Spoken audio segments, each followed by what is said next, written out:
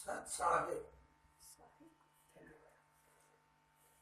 बच्चों, कल की क्लास में आपने सुना था कि हम 6 चक्रों में कैसे पड़े रहते हैं और इन चक्रों में रहकर जब हम 16 त्यागते हैं तो हम कहाँ जाते हैं।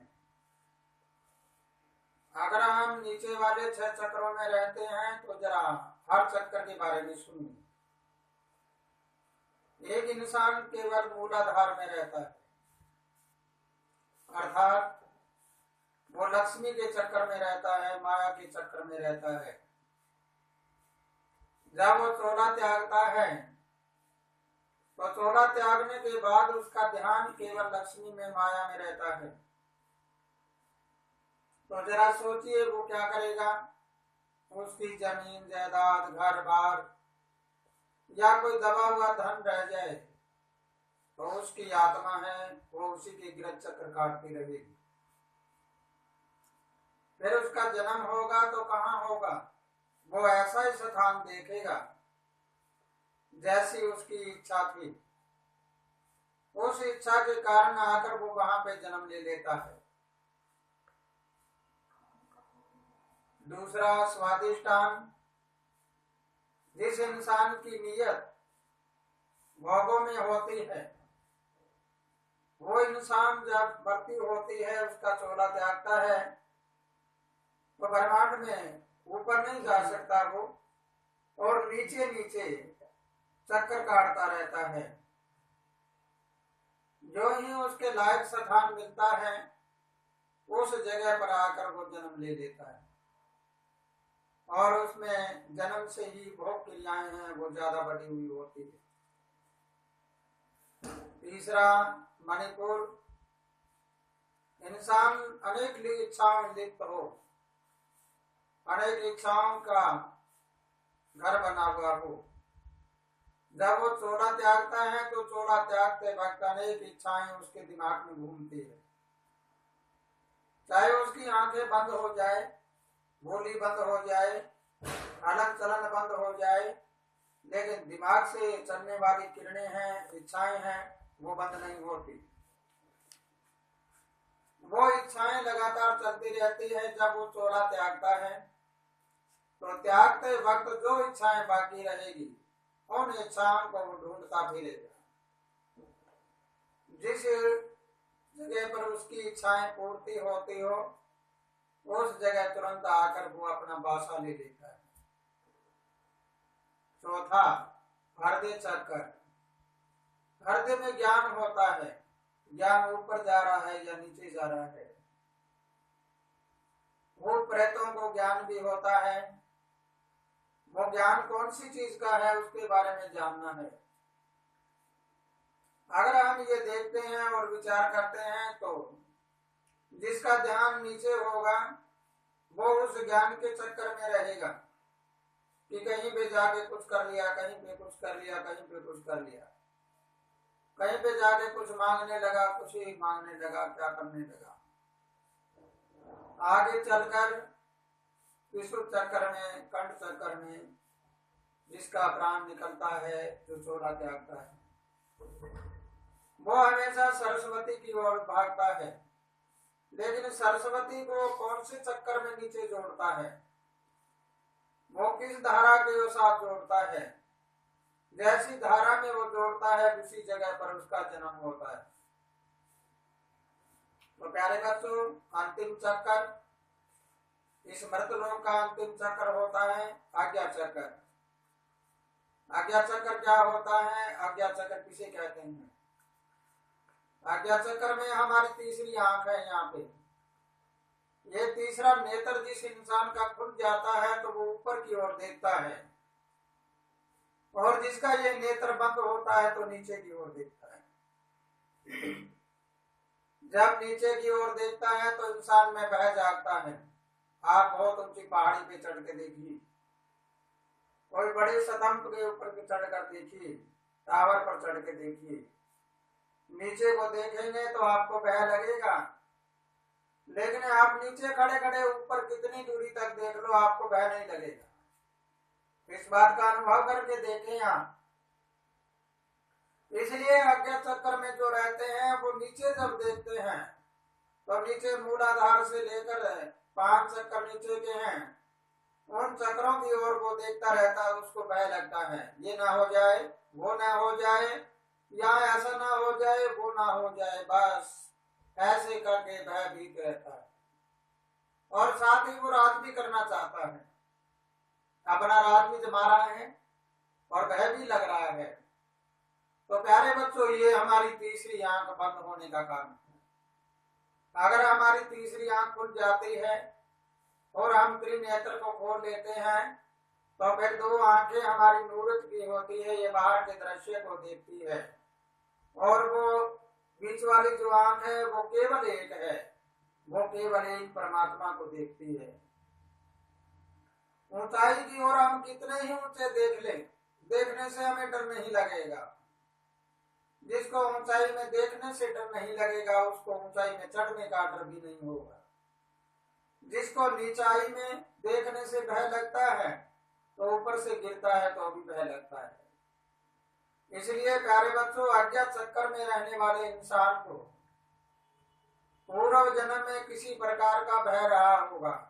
कुछ लोग ऐसे होते हैं जो छिपकली से डरते हैं, कुछ बिल्ली से डरते हैं, कुछ कुत्ते से डरते हैं, कुछ सांप से डरते हैं। आप अनुभव करके देखिए, इस दुनिया के कितने लोग हैं वो कौन सी चीज से डरते हैं। अगर तुमने इस बात को पूर्ण रूप से समझ लिया है तो तुम अपने आप को ढूंढना शुरू कर दो कि मुझे डर किसका लगता है। आपको जिसका डर लगता है तो आप सोच लीजिए, आप अनुमान लगा लीजिए कि मेरा पिछले जन्म में चोला छोड़ा तो मैं इसके डर से ही चोला छोड़ा था, और वो डर मेरा यहाँ पे बैठा हुआ है। इसलिए 6 चक्रों में रहने वाला इंसान इस धरती के ऊपर चक्कर काटता रहता है। एक बार जन्मा, एक बार मृत्यु हुई, एक बार जन्मा, एक बार मृत्यु हुई, लेकिन अपने उस परमात्मा के पास, जहाँ हमें वर्ल्ड पावर के पास, विश्व शक्ति के पास जाना होता है, जहाँ हम ब्रह्मांड में जाना चाहते हैं, ब्रह्मांड में नहीं जा पाते। ये स्थिति होती है भूत प्रेतों की। हमारे सनातन धर्म में भी ये वही बताते हैं। सनातन में कहते हैं कि जैसे वेदों में भी है कि प्रेतों की मुक्ति हो जाए, गीता में भी भगवान कृष्ण ने लिखा है कि प्रेतों की मुक्ति हो जाए। प्रेत योनि से मुक्त कैसे होते हैं, मुक्ति कैसे होती है? कल भी क्लास के अंत में आपको बताया था, जीना जुक्ति का ही मुक्ति होता है। जुगत का जीना मुक्ति की प्राप्ति का मतलब क्या हुआ कि अगर मुझे जीना आता है, मैं अपनी तीसरी आंख खोल लेता हूं तो मेरा ध्यान केवल ऊपर रहेगा। ऊपर रहेगा तो मैं नीचे वाली वस्तुओं से मुक्त रहूंगा, नीचे वाली संसार की चीजों से मुक्ति रहेगी, मुझे आजादी रहेगी। और जहां मुझे इसकी आजादी रहेगी तो मैं मेरा ठिकाना कहीं बना सकता हूँ, मैं कहीं रह सकता हूँ। मेरा वो नहीं होता कि मैं यहाँ रहूंगा तो यहीं रहूंगा, नहीं। ये नहीं होता कि मेरे बुजुर्ग यहाँ रहे तो मैं भी यहाँ रहूं, ये नहीं होता कि मैं यहाँ सब कुछ हुआ तो मैं यहीं रहूं। वो आजादी होती है उसकी, वो अपनी मर्जी से कहीं रहती। जैसे प्यारे बच्चों, एक हमारे पास पूरे वर्ल्ड का पासपोर्ट हो और उस पासपोर्ट में हमारे पास सभी देशों का वीजा लेने का प्रावधान हो तो हम किसी देश में जाकर वीजे के आधार पर रह सकते हैं। हमारा वीजा 5 साल का हो, 10 साल का हो, 6 महीने का हो, 1 साल का हो, जितने समय तक हमारा वीजा होता है उतने वीजे तक हम रह सकते हैं वहां। इसी प्रकार अगर हम परमात्मा के पास चले जाते हैं तो मेरा असली देश तो वही है, मेरा असली घर तो वही है। जैसे उदाहरण के तौर पे मैं हिंदुस्तान का रहने वाला हूँ और हिंदुस्तान से मुझे वीजा मिला है, यानी वीजा मुझे अमेरिका का मिला है, इंग्लैंड का मिला है, आयरलैंड का मिला है, या अफ्रीका का मिला है, या कहीं भी मिला है। उस वीजे में जितना समय निर्धारित है मैं उससे 1 घंटा 1 मिनट भी ज्यादा नहीं रह सकता। जो ज्यादा रहूंगा तो पकड़ा जाऊंगा। इस प्रकार क्या होता है या तो बीजे की अवधि बढ़ाई जाए और या हम उस समय से पहले ही 1-2 दिन पहले ही यहाँ पर आ जाए। इसी प्रकार हमें भी परमात्मा के घर से वीजा मिलता है। हमारा लिमिट होता है समय का कि आपका समय इतना है, इतने समय तक आपको रहना है। वो किसको रहना है? जिसके पास वीजा पासपोर्ट हो, और जिसके पास वीजा पासपोर्ट नहीं होगा वो इसी देश में चक्कर काटते रहेंगे, उनको पता ही नहीं होता विदेश क्या है, उनको दूसरे देशों के बारे में पता ही नहीं होता है। तो इसलिए प्यारे बच्चों, तुम्हें बहुत गहराई में चले जाके समझ लेना है कि हमारा निज घर है वो तो ऊपर वाला है, और ये हमारा निज घर नहीं। वहां से हमें वीजा मिला है, पासपोर्ट मिला है, उस वीजे के आधार पर हमें समय मिला हुआ है कि कितना समय तक रहेगा। उस समय के दौरान अगर मैं वीजे का सदुपयोग करता हूँ, उसका उपयोग सही तरीके से करता हूँ, तो क्या होगा? वो वीजा मुझे दोबारा भी मिल सकता है, लेकिन मैंने वीजे का गलत प्रयोग कर लिया तो मेरा पासपोर्ट रद्द हो सकता है। इसलिए प्यारे बच्चों, तुम्हें समझना और जानना है कि अगर तुम्हें अपने खेत में रहना है, खेत से घर, घर से खेत, दफ्तर में रहना है, दफ्तर से घर, घर से दफ्तर, गांव से शहर, शहर से गांव, इधर से उधर, इधर से उधर चक्कर काटते रहना है, तो तुम्हारे चोला छोड़ने के बाद भी तुम्हारी प्रेत आत्मा है वही ऐसे चक्कर काटती रहेगी। अगर तुम्हारे पास सीधा पासपोर्ट परमात्मा का है तो तुम्हारा समय निर्धारित होता है, उस समय पर आप जाकर अपने देश में जाकर अपनी हाजिरी लगवा दोगे कि मैं वापिस आ चुका हूँ। जब भी आपको दोबारा वीजा लेना हो तो अपनी मर्जी से कोई देश में जाना हो, उस देश में आप चले जाओगे। इसलिए प्यारे बच्चों, तुम 6 चक्रों से बाहर निकलो। ये दुनिया चक्रों में पड़ी हुई है। इन चक्कर में क्या होता है, जहां से हम घूमते हैं वही वापस आ जाते हैं। इधर से चले और चल के वापस आ जाते हैं, उसकी सीमा तो होती नहीं है। आप वो तो गोल है, इस प्रकार ये दुनिया है गोल, गोल घूम रही है। तो प्यारे बच्चों, तुम्हें समझना है, तुम्हें जानना है इस बात को कि मैं 6 चक्रों में रहूं या ऊपर वाले चक्कर में रहूं। ऊपर वाला चक्कर तो ऐसे घूमता है और नीचे वाले चक्कर ऐसे घूमते हैं। आप जरा देखो, ये इधर से इधर गया, इधर से इधर गया, ऊपर वाला चक्कर ऐसे घूम रहा है। सब चक्रों का राजा है वो बादशाही है। अगर तुम्हें सब चक्रों के ऊपर बादशाही करनी है, सब तरह से बादशाही करनी है, तो सीधा ही अपने तीसरे नेत्र को खोली। हमारे शरीर में ऊर्जा होती है, उस ऊर्जा का ही संचालन होता है सारा। ये ब्रह्मांड में एक विशाल जनरेटर है, विशाल पावर हाउस है, और विशाल एक थर्मल प्लांट है बिजली बनने का। उससे बिजली जारी होती है। जहाँ लाइनें छोटी है, बड़ी है, ऐसे लाइनें भिजती भिजती आगे जाकर छोटे छोटे बल्ब भी जलने शुरू हो जाते हैं।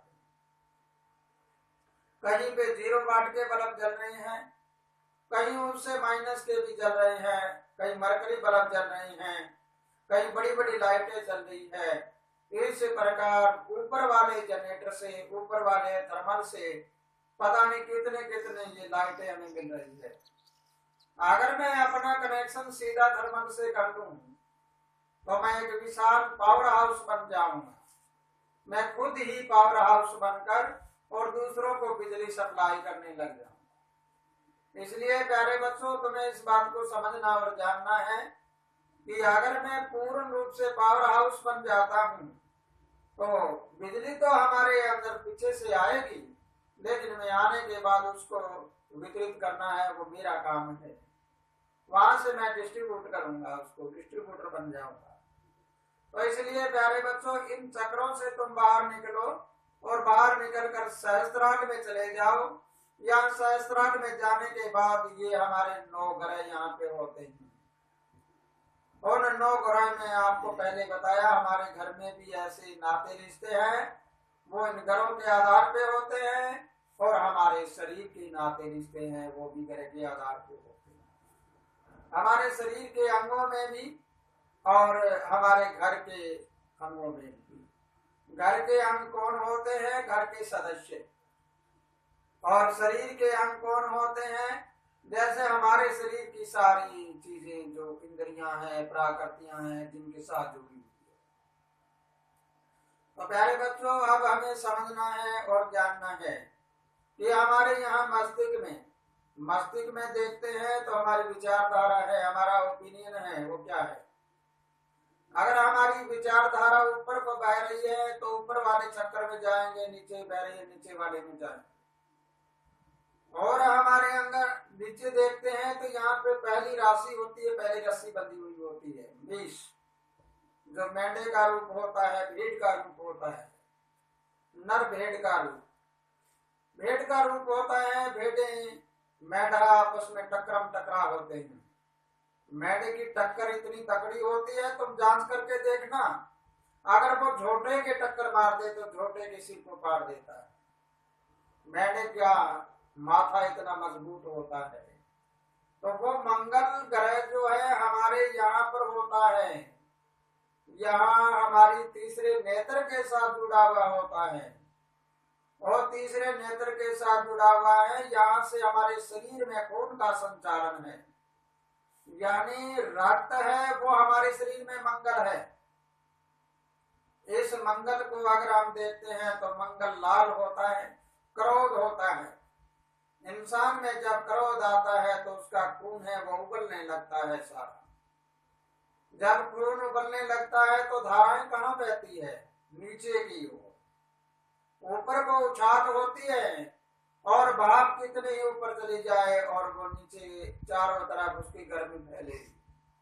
इसलिए हमारे शरीर को लाल पीला कर देगा। अगर ये नेत्र खुल जाए और हम यहाँ चले जाए तो ये है गुरु। गुरु आकाश का गुरु होता है, आकाश का बादशाह है। मंगल यहाँ का बादशाह है। यहाँ वाला बादशाह है वो तो गर्म होता है, ऊपर वाला बादशाह है वो ठंडा है।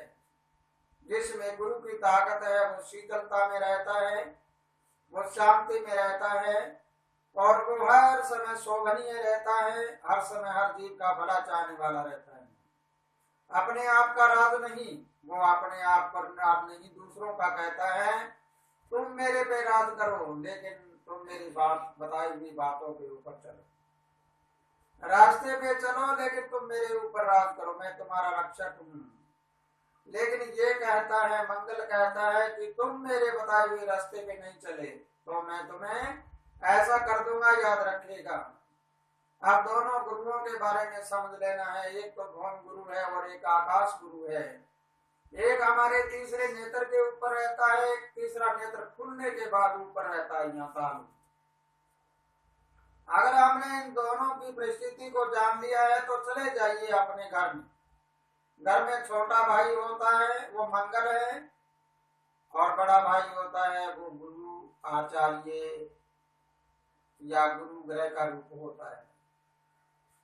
आप दोनों भाइयों में अगर राम और लक्ष्मण जैसा हो तो कैसा होता है? अगर भगवान कृष्ण और बलराम जैसा हो तो कैसा होता है?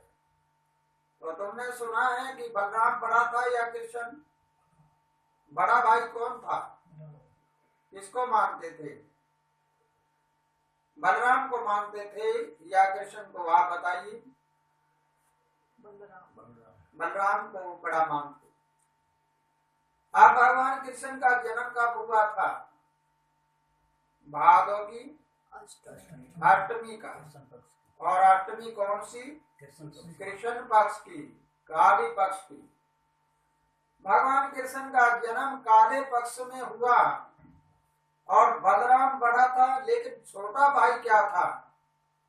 वो मंगल के रूप में था या गुरु के रूप में?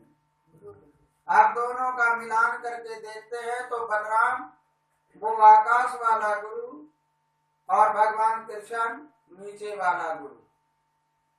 अब दोनों गुरुओं के बीच में तालमेल कैसे था इसके बारे में आपको समझना है। दोनों भाई मिलकर रहते थे या दोनों में खींचातानी थी? कहीं इतिहास में पढ़ा है तुमने? दोनों आपस में मिलके रहे या खींचातानी रही? क्या रहा, आपस में खींचातानी नहीं रही उनकी, खींचातानी नहीं थी। बलराम को आदर के साथ भगवान कृष्ण मानता था, लेकिन बलराम है भगवान कृष्ण के हाथ में चारा दिए रखता था। वो कहता था कि तुम परम हो, तुम परमात्मा के घर से आए हो, मैं तो केवल तुम्हारा आधार हूं, और इस आधार के ऊपर मैं अपनी दुनिया को दिखाना चाहूंगा कि भाईचारा क्या होता है। इसी प्रकार प्यारे बच्चों, अगर तुम समझते हो तो अष्टमी को जन्म होना का मतलब क्या होता है। भादों की अष्टमी का कृष्ण पक्ष में जन्म होने का मतलब क्या था कि अष्टमी तक चंद्रमा मजबूत होता है, सप्तम तक, यानी कृष्ण पक्ष की सप्तम तक चंद्रमा थोड़ा बलशाली होता है, आठवीं को कमजोर होना शुरू हो जाता है। अब कमजोर होते हुए चंद्रमा में आधी रात को भगवान कृष्ण ने जन्म इसलिए लिया कि वो चंद्रमा कमजोर होने के बाद भी वो एक चंद्रवंश में जन्म कर भी, यानी चंद्रवंश में जन्म कर भी उन्होंने आधी रात के अंधेरे को उजाला कर दिया, क्योंकि अष्टमी को चंद्रमा उगता है तो आधी रात को ही उगता है, आधी रात के बाद उगता है। इसलिए आधी रात के बाद जब चंद्रमा उगा तो चंद्रमा उगते ही और भगवान कृष्ण का जन्म हुआ। लेकिन प्यारे बच्चों, इस बात को समझना है कि भगवान कृष्ण का जन्म आधी रात को हुआ। आधी रात को होने के बाद चंद्रबल है वो उसमें कितना था, उस चंद्रबल की ताकत में उन्होंने क्या किया, क्योंकि राक्षसों का प्रकाश था और उजाले में राक्षस ज्यादा तेज थे, इसलिए अंधेरे में जन्मने के बाद भगवान कृष्ण का एक बहुत बड़ा महत्व है जो अगली क्लासों में आपका बताया जाएगा कि ये अवतार कैसे हुआ, अवतार किसे कहते हैं, और भगवान कृष्ण में सभी कलाएं क्यों थी, लेकिन बलराम में सभी क्यों नहीं थी। बलराम ने भगवान कृष्ण को आगे क्यों रखा और भगवान कृष्ण ने बलराम को आगे क्यों रखा। इन दोनों भाइयों में कैसे विचारधारा थी और कैसे कहानी थी। इसी प्रकार अगर हम इस बात को समझते हैं पूर्ण रूप से तो हमारे अंदर एक कृष्ण है और एक बलराम है।